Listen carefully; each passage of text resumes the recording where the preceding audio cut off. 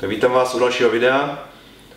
Chtěl bych vám poděkovat za pozitivní ohlasy na to, že jsem udělal takovou velkou změnu v jídle i v tréninku. Jak vidíte, tak jsem určitě schodil pár kilo a v podstatě jsem se rozhodl už nedělat kulturistiku, ale směřovat to spíš na funkčnost těla. Tak já jsem se rozhodnul přestat se závodní nebo vrcholovou kulturistikou z toho důvodu, že už jsem neměl motivaci. Závodění pro mě už prostě nemá perspektivu z důvodu toho, že vznikají nový a nový federace, nový a nový kategorie.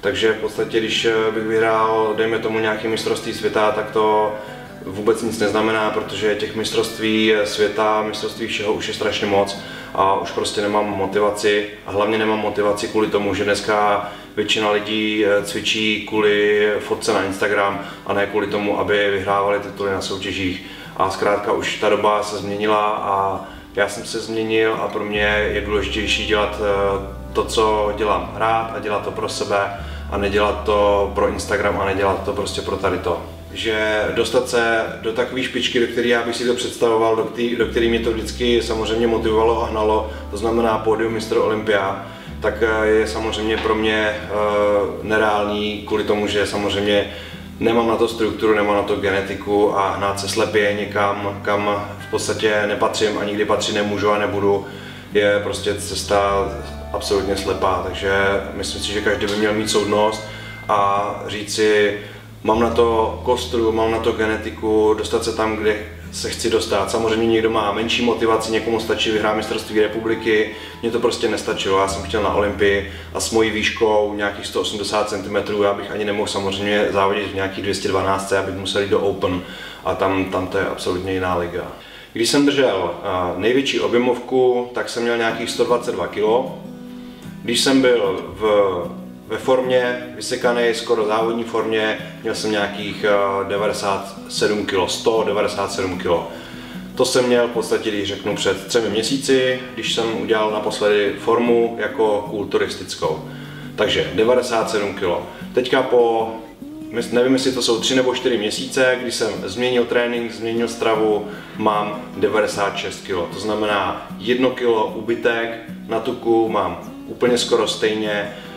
Vidíte, že jsem absolutně jiný, řekli byste, že jsem zhubnul 15 kg, ale je to hlavně tím, že ty svaly už necvičím tak jako kulturista, nepoužívám těžké váhy, nesoustředím se na tvrdost, na nějaký takovýto narvání těch svalů, takže samozřejmě teďka vypadám jako, že mám 80 kg, ale mám 96 kg. Změnila se prostě struktura těch svalů.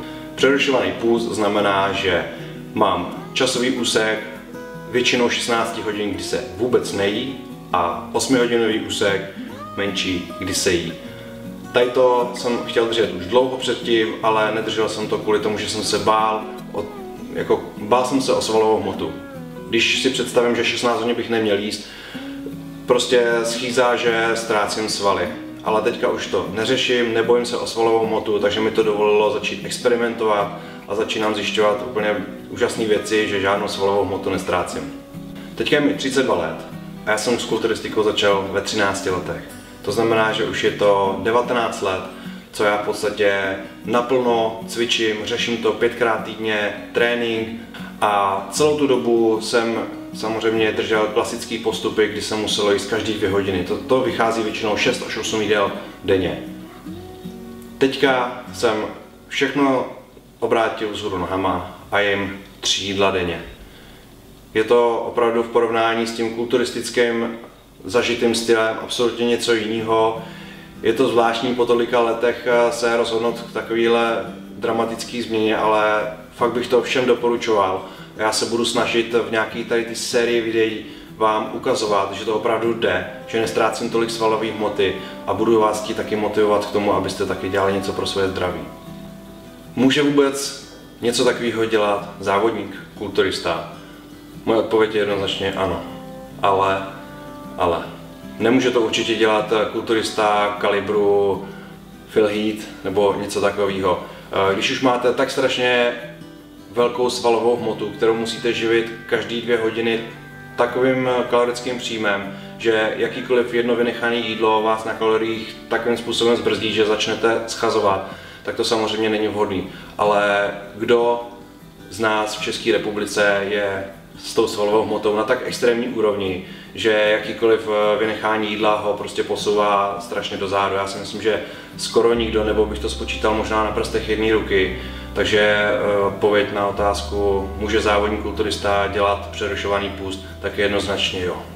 Svalovou hmotu na tady tom intermittent fasting, přerušovaným půstu určitě budovat jde. A jde jim budovat minimálně stejně tak dobře, jako na klasickém jídelníčku každý 2 hodiny.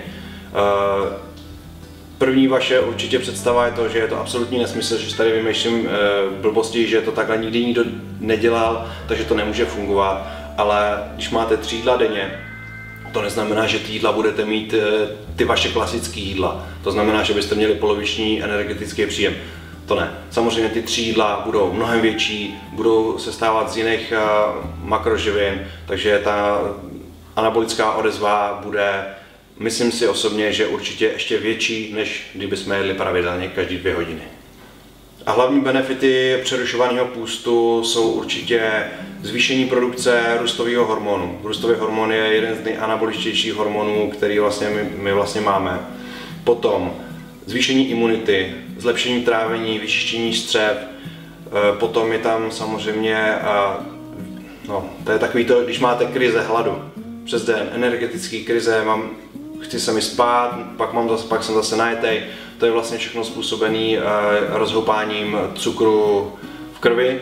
A když držíte přerušovaný půst, tak v tom období, kdy nejíte, tak se stabilizuje hladina krevního cukru a určitě nejenom, že to má benefity v tom, že nemáte krize energetický, ale z dlouhodobého hlediska to určitě i snižuje nebezpečí cukrovky druhého typu. A lidi, kteří už mají náběh nebo dokonce mají cukrovku druhého typu, tak určitě můžou svůj stav totálně zlepšit, ne-li úplně uzdravit. A co je vlastně tak špatného na tom inzulínu, na cukru, na glukóze, glykémii, všechny tady těch slovek?